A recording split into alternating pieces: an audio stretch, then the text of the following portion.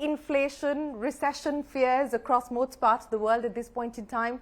Interest rates continue to move higher. Is it all flashing red on your dashboard? Is there any sign of green at all?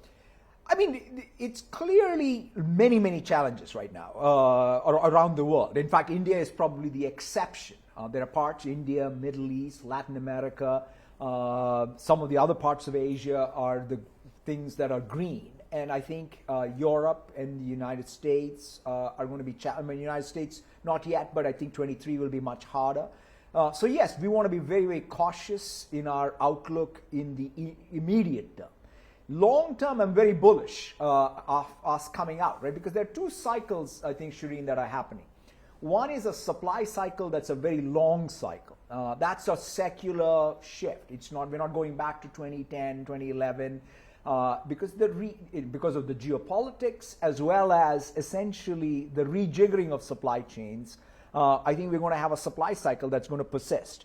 The demand cycle is going to be a classic demand cycle. There will be some economies that will go through a recession. Some may be deep, some may be minor. And then inside of that, there will be pockets of growth like India. And so I think for us as a global company, we're not going to be immune from what's happening in the macro. We will have to also get our own sort of operational focus on making sure our expenses are in line with our revenue growth, manage the short term, but make sure we're investing for the long term.